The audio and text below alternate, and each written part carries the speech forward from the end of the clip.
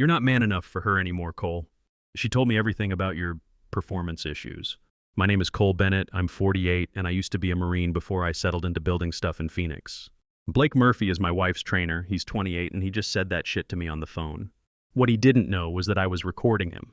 I put the phone down on my kitchen counter, the same counter I put in 2 years ago when Hannah wanted the house to look modern. The recording was 22 minutes long, which was more than enough to end this whole thing. Let me back up and tell you how we got here. I met Hannah back in 2007 when she was working at an insurance company, and I had just gotten out of the Marines after 8 years. She was 27, I was 30, and she was a good-looking woman who was smart too. She talked about wanting to move up in her job and maybe get her MBA someday, and I believed her and helped her out too. We got married in 2009 and bought a house in Paradise Valley 2 years later. 20,400 square feet with nice mountain views that cost me $320,000 cash. Every dollar came from my Marine savings and construction work, but I put Hannah's name on the deed too because I wanted her to feel like a partner. We talked about having kids, but it never happened. In 2015, Hannah said she wanted to get her MBA, which cost $45,000, and I paid it all. She graduated in 2017 and got promoted, and I was proud of her. Then 3 years ago, her mom got sick with diabetes and couldn't live alone anymore, so Hannah moved her into our guest room while I turned my workshop into a bedroom and put grab bars in the bathroom to make sure the old lady had everything she needed. When she died last year, I paid for the funeral, and Hannah cried and said she couldn't have done it without me. That's the kind of husband I was, a good husband who paid for everything and took care of her. But I should have been paying attention to what Hannah was becoming instead.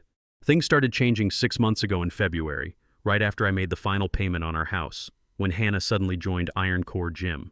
She had never cared about fitness before, but suddenly she was going to yoga 4 times a week, then CrossFit, then personal training. New workout clothes started showing up. Expensive Lululemon stuff that cost more than my work boots, along with sports bras that didn't cover much, and she even changed her hair and started wearing makeup to the gym. When I said she looked good, she'd smile and walk away. Her phone behavior changed too because she used to leave it on the counter screen up, but now it was always face down and always in her hand. She changed her passcode for the first time in 18 years and started showering twice a day, once when she got home from the gym and then again before bed. When she came home from training, she smelled like perfume instead of sweat, and working late became normal even though her paycheck stayed the same. She stopped wanting sex with headaches and being too tired or stressed about work. I tried talking to her about it, but she got mad and said, "Not everything is about you, Cole. I'm dealing with stuff." So I gave her space because I figured she was still sad about her mom, and I kept working and taking care of the house and being patient. 3 weeks ago, I found out Hannah was lying about more than just her schedule when I was doing our taxes and looking at credit card statements. I found charges I didn't recognize, a $400 spa day on a Tuesday when Hannah said she was in meetings, and a $180 dinner at some fancy steakhouse on a Wednesday when she said she was working late. I checked the GPS on her car that we got installed 2 years ago, after cars kept getting stolen in our neighborhood. Hannah knew about it because she wanted it. On Tuesday, March 15th, Hannah's car was parked at some apartment complex for 3 hours during work time when she was supposed to be in meetings. I drove by there myself the next day and her car wasn't there, but I saw the apartment building, a nice place that looked expensive. I looked up the address and found Blake Murphy, Unit 247. That's when I hired a private investigator. Doug Harrison was a former Phoenix cop who was 62 years old and knew his job. My lawyer recommended him, and it cost $2,500 for 3 weeks of watching Hannah. "I've seen this before," Doug told me. Wife gets into fitness, changes her looks, gets secretive with her phone. 9 times out of 10, there's another guy. Question is how far it went and what you want to do about it. I wanted the truth. The first photos came 5 days later. Hannah and Blake at Starbucks on Tuesday at 2:17 p.m. with her hand on his arm and his fingers touching her wedding ring while both of them were laughing. Wednesday showed Hannah's car at Blake's apartment from 1:45 p.m. to 4:20 p.m. and Doug got photos of them kissing in the parking lot. Thursday was lunch at some fancy place with Blake's hand on her thigh under the table and Hannah whispering in his ear. After 2 weeks, Doug had documented 15 separate meetings, coffee dates, apartment visits, dinners, and even a weekend at a Tempe hotel when Hannah told me she was visiting her college friend in Tucson. "It's a full affair," Doug said. "Physical and emotional. They're not trying to hide it anymore, and it's been going on for a while. But I needed more than photos. I needed Blake to confess." I called Iron Core Gym on a Friday and asked to talk to Blake about my wife's training schedule, and they put me through to his cell. "This is Blake. Blake, this is Cole Bennett, Hannah's husband. Want to talk about her training schedule." There was a pause. "Oh, hey, Cole." What can I do for you? I kept my voice normal and professional. Hannah said you might be available for more sessions. She's been happy with her progress. Yeah, she's been very dedicated, Blake said, and I could hear him smiling. Very committed to improving herself. That's good. She seems more energetic lately and more confident. Well, I bring out the best in my clients, and Hannah especially responds well to my personal approach. I stayed quiet and let him talk. Between you and me, Blake said, his voice getting quieter, I think Hannah really needed someone who could give her the attention she deserves. You know what I mean? Not sure I do. Come on, man. A woman like Hannah has needs, and she told me how you're always working and how you've let yourself go. She deserves someone who makes her feel special. My hand got tight on the phone, but my voice stayed calm. What are you saying, Blake? I'm not saying anything. I'm telling you straight up. Hannah's been getting what she needs from me for 4 months, and she's never been happier. 4 months. Since February, right after I paid off the house. Thing is, Cole, Blake kept going, Hannah's thinking about making some changes. Maybe it's time you both faced reality about your situation. My situation? Hannah told me about your problems in the bedroom, man. That's rough. But she's still young enough and she's got desires you can't handle anymore. Lucky for her, I can. 22 minutes of Blake confessing to screwing my wife, all recorded and all legal in Arizona. But I wasn't done yet. The next morning I went to see a lawyer, Lisa Martinez, who specialized in family law, was 44 years old, sharp, and handled big divorces. Arizona splits marital assets 50-50, she said, but adultery affects spousal support. If you can prove she used marital money for the affair, that changes things. I showed her Doug's photos and played Blake's confession while Lisa took notes. This is solid evidence, she said. What's your goal? Quick settlement or consequences? I thought about Hannah crying at her mom's funeral, about the MBA I paid for, about 18 years of thinking I was building something with someone who was planning to take half and leave. Consequences, I said. Lisa smiled. Let's talk strategy. The first step was protecting money, and within 2 days, I transferred the house to my mom's name as a legal gift transaction. The cars went next, and I closed our joint bank accounts and moved my money to a new account Hannah couldn't touch. I couldn't hide marital assets, but I could stop Hannah from emptying accounts while we figured things out. Then I set the trap. Iron Core Gym was Blake's kingdom, where women in their 50s paid him $150 an hour to feel young while he flexed in tight shirts. He was the tough guy there, and his reputation was everything, so I decided to visit his kingdom. Friday evening at 6:30 p.m. was busy time at Iron Core with the after-work crowd everywhere. Office women in expensive gym clothes, young guys showing off, and old folks staying fit. I counted 43 people, and most of them had phones. Blake was finishing a yoga class, and I watched him through the glass wall of Studio B, where the room was full of women doing poses that made them stick their asses up while he adjusted their form. I waited by the front desk until his class ended. He came out with that confident walk and a towel around his neck like a boxer, and he saw me right away, probably wondering why Hannah's husband was suddenly interested in fitness. "Blake!" he called out loud enough for half the gym to hear. "Great to see you. Hannah didn't say you were thinking about joining." "Walk out before I embarrass you, old man," Blake said, getting closer, and his voice carried across the gym because he wanted an audience and wanted witnesses to see him humiliate the old husband. I didn't answer, but just walked over to a bench near the free weights and sat down, then started untying my work boots. The leather laces were worn but good, like everything else I preferred. Blake followed me, getting bolder. "You're not man enough for her," Blake said, positioning himself where the mirror caught his profile so everyone could see this building. Phones were already coming out. I pulled off my right boot and set it carefully beside the bench while Blake was still talking and building his show for the crowd. He had good muscle definition and probably spent 2 hours a day maintaining that look with clean diet and proper supplements.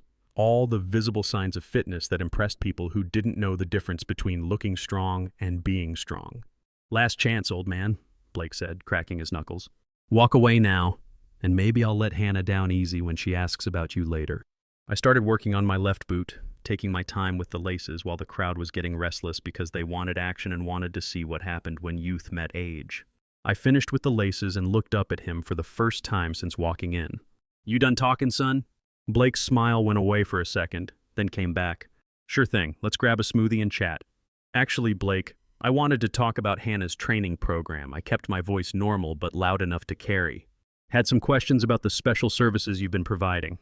"Here's fine," I said, pointing to the open gym floor where people were listening now. "I wanted to ask about the personal attention you mentioned on the phone yesterday." People started looking, and Blake's eyes went narrow because he realized I wasn't going to make this easy. Look, Cole, maybe we should.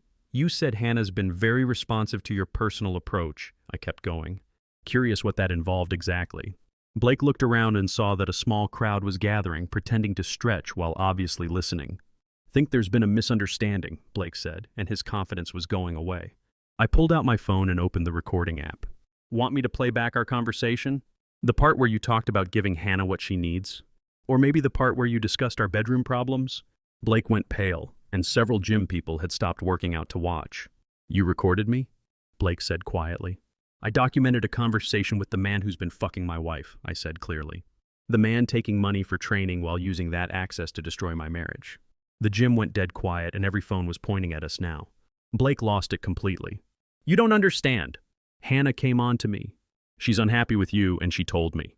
She told you about our private life, about our marriage, about things that were none of your business. I stepped closer while Blake backed up. And you used that to justify stealing another man's wife. I didn't steal anything, Blake yelled. She chose me. She's been choosing me for months because you can't satisfy her anymore. The confession echoed through the gym, and someone's phone was definitely recording this. Blake threw the first punch, a right cross putting all his gym muscle behind it and aiming for my jaw in front of 43 witnesses. He'd been practicing this in the mirror. I shifted my weight slightly left and let his fist whistle past my ear by maybe 2 inches.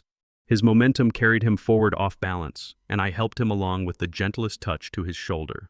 He stumbled past me and crashed into the weight rack while 45-pound plates clattered to the floor like thunder. The crowd erupted in surprised laughter, and Blake scrambled to his feet with his face red from embarrassment, looking around to see who caught his humiliation on video, which was everyone. Lucky dodge, old man, he snarled, but I could hear the uncertainty creeping into his voice because that hadn't gone how he'd planned. Was it? I asked, still standing in the same spot. Blake charged again, this time going low for a tackle, a football move that probably worked great against other gym bros who fought like they were in a movie. I simply wasn't there when he arrived, stepped aside at the last second, and used his momentum to guide him face first into the leg press machine. The impact made a satisfying thunk, and Blake bounced off the padded seat and hit the floor hard. His perfect hair was messed up now, and confusion was replacing confidence. What the hell? He gasped, pushing himself up on his hands and knees. You're telegraphing, I said calmly. Drop your right shoulder before you punch, lean forward before you charge. Basic mistakes. The gym had gone quiet except for the sound of phones recording, and Blake's humiliation was being documented from every angle while his tough guy image crumbled in real time. Stop moving and fight me like a man, he shouted, lunging again. This time I caught his wrist mid-swing and applied pressure to a nerve cluster I'd learned in advanced combat training. His fingers went numb instantly, and the 25-pound dumbbell he'd grabbed dropped to the floor with a heavy thud. Attempted assault with a weapon, I said quietly, still holding his wrist in front of 43 witnesses. You sure you want to go down that road? Blake's face went pale and he tried to pull away, but my grip was immovable. 8 years of Marine conditioning versus 3 months of gym workouts was no contest. Let me go, he whispered, the fight finally draining out of him. I released him and stepped back while Blake cradled his numb hand against his chest, fear replacing the arrogance that started this whole mess. His trainer's shirt was soaked with sweat now and his hair was sticking to his forehead. You want to know what 8 years Marines really taught me, Blake? I asked loud enough for everyone. Patience, how to gather intelligence, how to spot threats, how to recognize when someone's feeding classified information to the enemy. The crowd was completely silent, phones recording every word. See, I've been watching you and my wife for 3 weeks, I kept going. Coffee dates that weren't training, apartment visits during work hours, hotels charged to credit cards I pay. Blake looked around desperately while his humiliation was being recorded from every angle and his reputation was being destroyed in real time. Hannah told you about our marriage, didn't she? About our private life, about problems that didn't exist except in her head because she needed to justify what she was doing. I pulled out my phone again. But what she didn't tell you is that I've been working long hours to pay for her mother's medical bills, that I've been distant because I was arranging her care, coordinating insurance, making sure she got the best treatment. Blake was breathing fast and panicked, with sweat dripping onto the gym floor. By tomorrow morning, every gym in Phoenix will know about Blake Murphy, I continued. The trainer who got humiliated by a 48-year-old man in front of 43 witnesses. The guy who couldn't land a single punch on someone old enough to be his father. Hannah doesn't know that yet, I said. Wanted to surprise her once everything was arranged. But you know what? I think she deserves to know the truth about both of us. I found Hannah's number and hit speakerphone, and the ringtone echoed through the gym. Cole? Hannah's voice came through clear. I'm just leaving work. Everything okay? I'm at Iron Core Gym, I said, eyes on Blake. Having a conversation with your trainer. Pause. Oh, I can explain. No need, I cut her off. Blake here has been very educational. Told me all about your dedication to fitness, how committed you've been to your workouts. Blake was shaking his head and mouthing no at the phone. Cole, please, Hannah's voice was tight. Let me come down there and we can talk privately. Actually, I think we're done talking, I said, both of us. Blake was just explaining to everyone here how he's man enough to take another man's wife. Weren't you, Blake? Blake looked sick, and the crowd was eating this up while phones captured every second of his complete breakdown. Hannah, I kept going, you should find a new gym. And Blake, you should find a new career. Social media moves fast these days. I hung up and put the phone away while Blake was backing toward the exit with his reputation destroyed. Where you going, Blake? I asked as he reached the door. Thought you wanted to show everyone how manly you are. He stopped with his hand on the handle, trapped between his destroyed reputation and fear of making it worse. This is over, he said quietly. Oh, it's over, I agreed. But not how you planned. I walked closer while Blake pressed against the door. The confident trainer who talked about stealing wives was now scared like a kid. Know what's going to happen next? I asked in a normal voice. Those videos everyone took? They're already uploading. Social media moves fast. Blake's eyes went to the phones pointed at him, and he was starting to understand. You set me up, he whispered. No, son, you set yourself up.